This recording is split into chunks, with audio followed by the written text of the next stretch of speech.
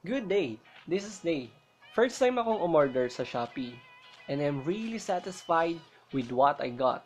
This is what we call F-mount. So now, let me tell you a story. On my previous review, I am using Yunteng YT228 mini tripod. Kasama sa package niya ang smartphone clip. Ang smartphone clip na kasama sa aking mini tripod is really good. It's really useful, flexible, and the gripping capability is fine. However, it has no cold shoe mount, or in other words, it has no holding capability on other vlogging accessories like my Boya BY-MM1 external mic. So nagcheck ako at Shopee, and I found out a smartphone clip with built-in cold shoe mount na tinatawag ngang F-mount.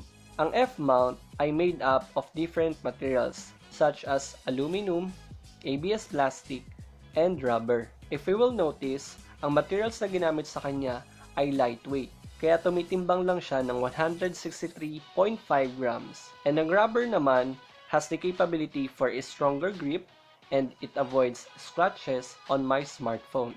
It has adjustable feature wherein the minimum openness is 5.7 centimeters or 2.2 inches, while ang maximum openness is 10 centimeters or 3.9 inches. So meaning, pwede tayong maglagay ng different sizes of smartphones. So kaya ko nga siya binili is because of this cold shoe mount. So pwede tayong maglagay dito sa cold shoe mount ng mga other vlogging accessories like external mic or LED lights. F-mount is F-shaped, meaning the bottom part will serve as the handle. And another cool thing is that it has a wrist strap wherein just in case na accidentally nating mahulog yung ating setup or yung ating F-mount, okay lang kasi safe naman as long as nalock natin na maayos sa ating wrist ang ating F-mount. Sa bottom part ng ating F-mount, meron siyang thread na pwede nating gamitin para sa ating tripod. So in our case, we will put mini tripod. So using bubble level, we can set up and balance yung ating tripod sa platform.